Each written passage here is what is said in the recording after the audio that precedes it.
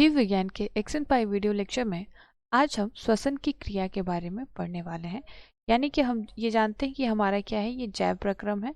और ये जैव प्रक्रम में हमने अलग अलग तरीके को पढ़ाएंगे कि जो पाचन की जो क्रिया है, परिवहन की जो संवहन की जो क्रिया है। तो इसमें जो हमारा जो नेक्स्ट अगला जो ये प्रक्रम है, ये है हमारा श्वसन की क्रिया। ठीक है, यानी कि हमारे शरीर में श्वसन कैसे होता है हम इसमें पढ़ेंगे। अब जैसे कि मैंने बोला कि हम भोजन लेते हैं। क्या लेते हैं? हम भोजन लेते हैं। क्यों? क्योंकि हमें भोजन की जरूरत है अपने कोशिकाओं को ऊर्जा देने के लिए या फिर एनर्जी देने के लिए। तो अब ये भोजन जो है हमारे शरीर में जब आ जाता है तो ऑक्सीजन की उपस्थिति में टूटता है। क्या होता है? ऑक्सीजन की उपस्थिति में ये टूटेगा और क्या बनाएगा? तो ऑक्सीजन की उपस्थिति में कार्बन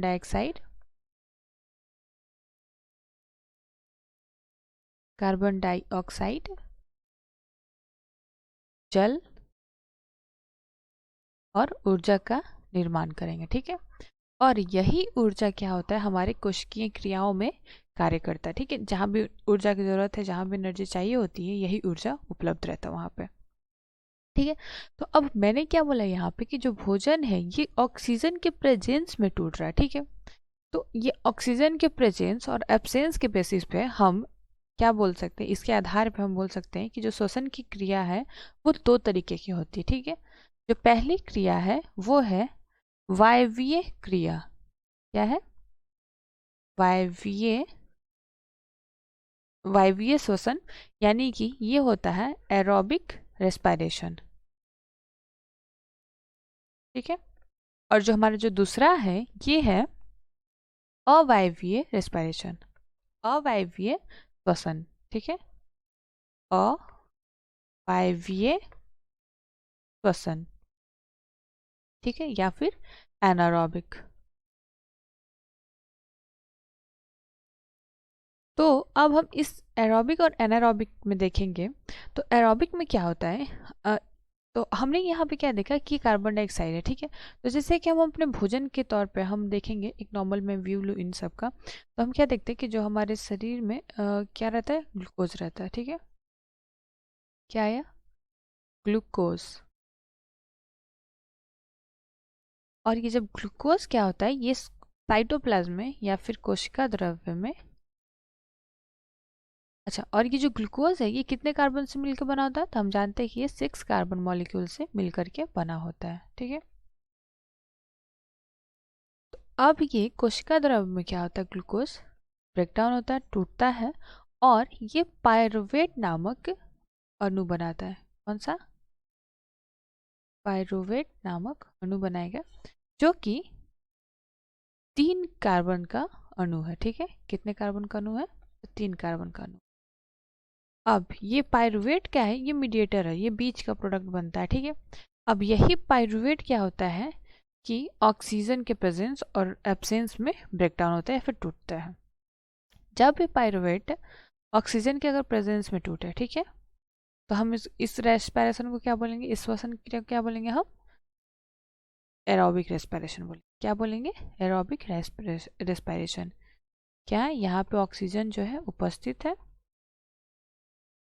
और जब ये ऑक्सीजन उपस्थित है तो क्या बनेगा? यहाँ पे कार्बन डाइऑक्साइड बनता है, जल बनता है और ऊर्जा बनता है। ठीक है, क्या बनेगा? जल बनेगा और ऊर्जा बनेगा। अब क्या होता है कि कभी कभी ऑक्सीजन उपस्थित नहीं रहता है। ठीक है, मतलब कि ऑक्सीजन क्या है? अनुपस्थित है। ठीक, हम क्या बोलेंगे यहाँ पे? ऑक्सीजन क्या है? अनुपस्थित, अनुपस्थित है। तो इसमें क्या होता है कि जो प्रोडक्ट बनता है वो बनता है इथेनॉल। क्या बनेगा? इथेनॉल बनेगा। ठीक, कार्बन डाइऑक्साइड बनेगा, और ये जो कार्बन डाइऑक्साइड बनेगा और तो ये कार्बन डाइऑक्साइड कितने अणु का बनेगा? तो ये 2 कार्बन अणु के बने होते हैं। ठीक है, और इसके साथ क्या बनता है? ऊर्जा बनता है। ठीक है, अब एक और होता है कि कभी कभी हमारे कोशिका में क्या होता है कि ऑक्सीजन का अभाव रहता है। हम ये नहीं बोलेंगे कि अनुपस्थित है, मतलब कि हमारे शरीर में ऑक्सीजन की कमी हो गई है। तो अब उस टाइम पे क्या बनता है तो हम देखेंगे। मतलब हम क्या बोल रहे हैं यहाँ पे, ऑक्सीजन क्या है, ऑक्सीजन का अभाव है। मतलब कि हमारे शरीर को या हमारी कोशिकाओं को जो ऑक्सीजन है काफ़ी कम मिल रहा है। इसमें क्या बनता है, लैक्टिक अम्ल बनते हैं।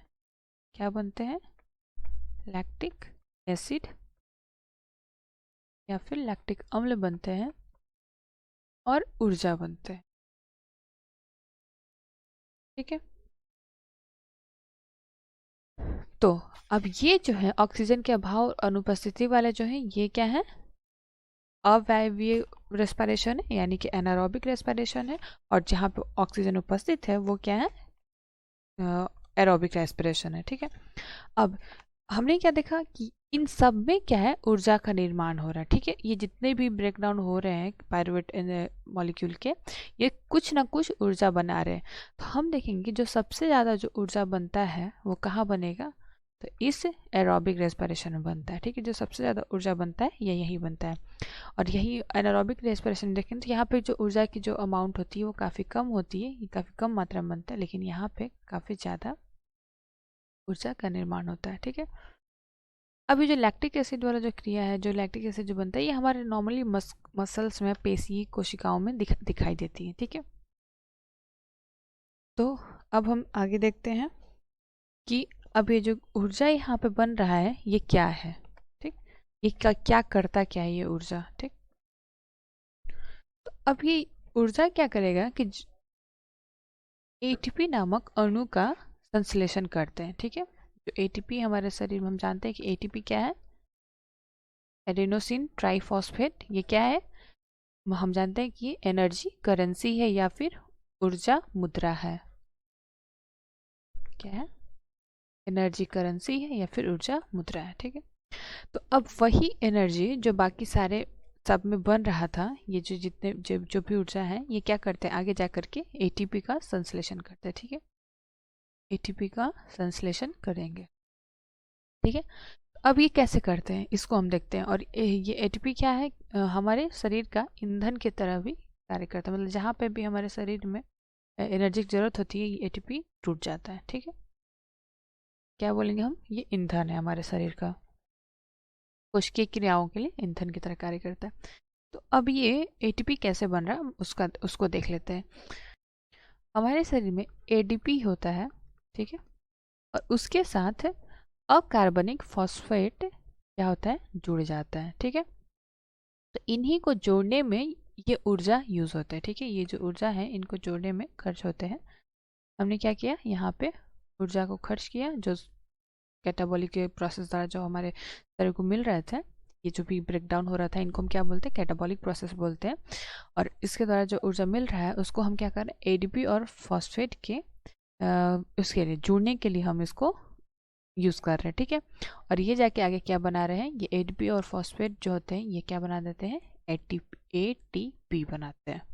ठीक है, तो और ये जो एटीपी है ये कब काम आता है, तो ये हमारे कोशिका में, कोशिकीय क्रियाओं में जब भी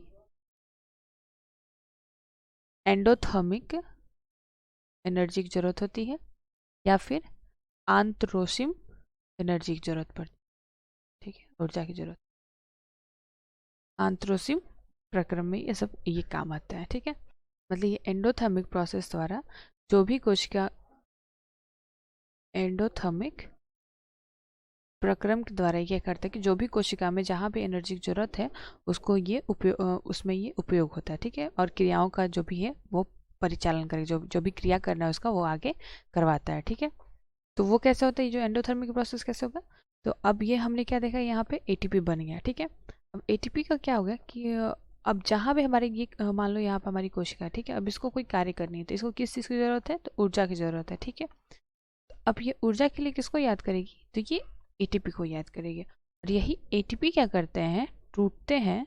मतलब कि एटीपी का क्या होता है, विखंडन होता है, यानी ये टूट जाते हैं और टूट करके इस कोशिका को क्या देंगी, तो ऊर्जा देंगी।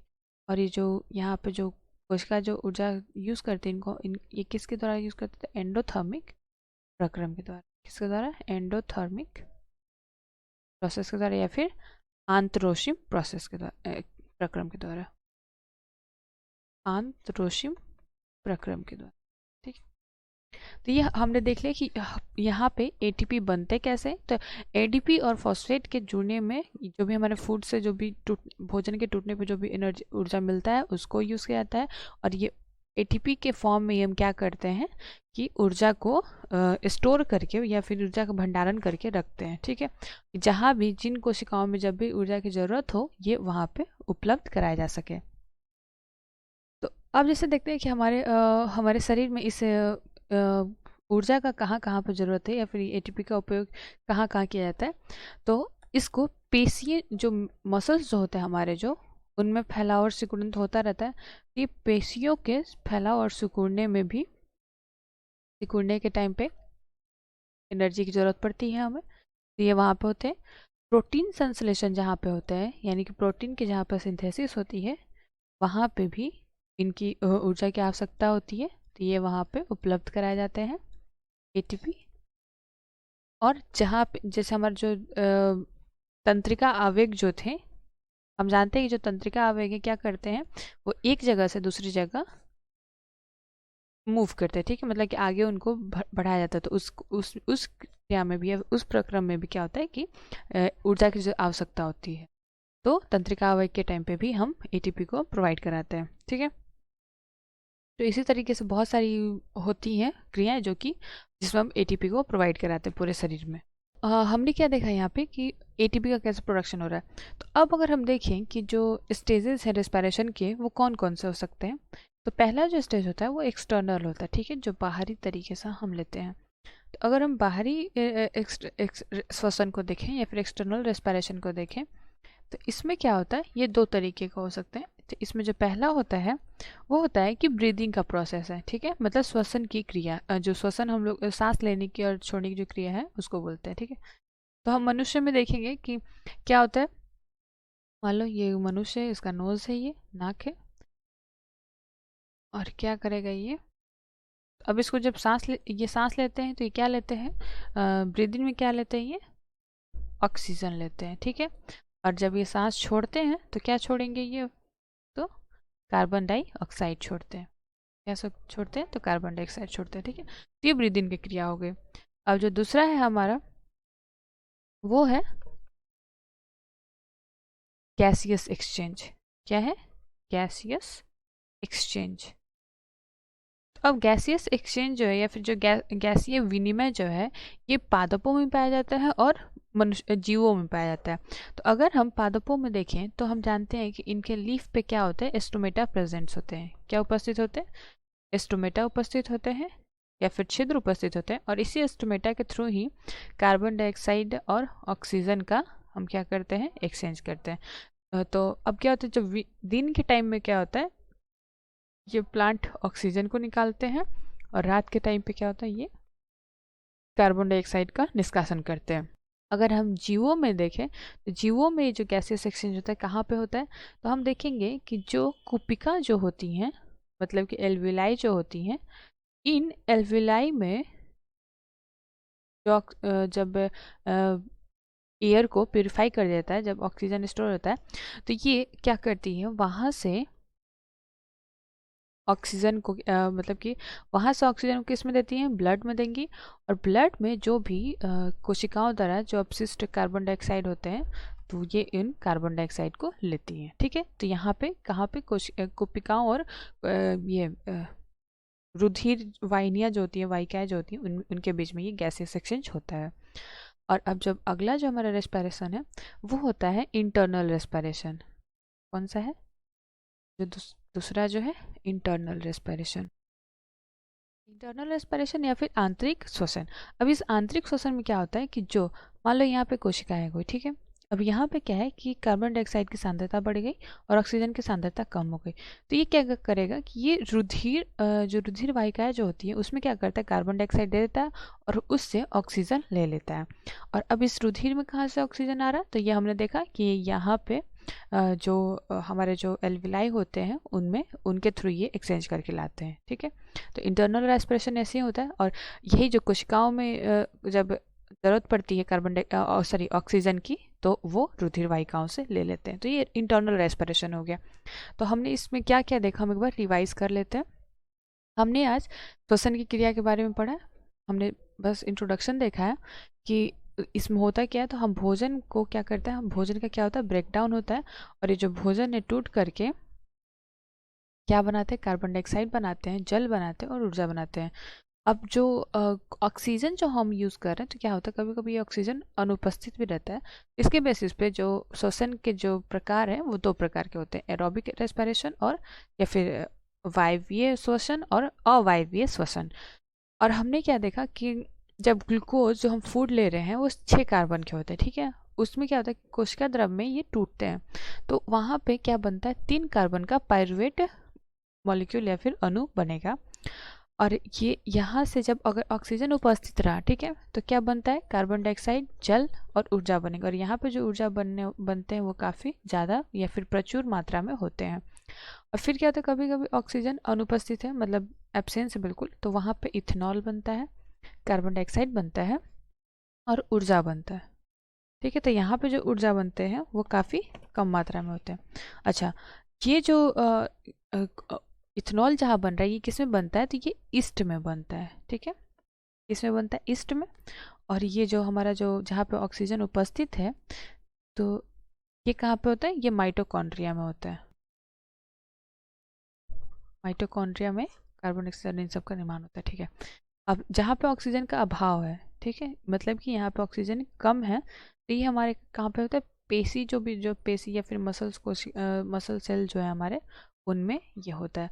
यहाँ पे जो जहाँ पे अभाव है ऑक्सीजन का, वहाँ पे लैक्टिक अम्ल का निर्माण होता है और ऊर्जा का निर्माण होता है। यहाँ पे भी जो ऊर्जा बनते हैं वो काफ़ी कम मात्रा में बनते हैं।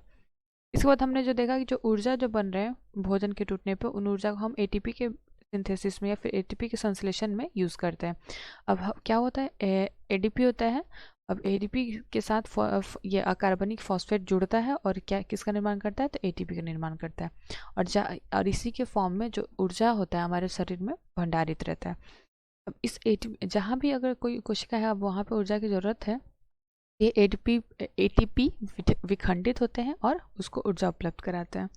अब ये ऊर्जा की कहाँ का जरूरत होती है, तो पेशियों को सुगड़ने में, प्रोटीन संश्लेषण में, इस तरीके के बाकी क्रियाओं में होते हैं।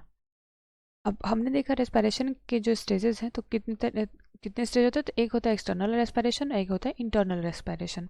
एक्सटर्नल में हमने क्या देखा, पहला है एक्सटर्नल मतलब बाहरी वातावरण से हम लोग ले रहे हैं।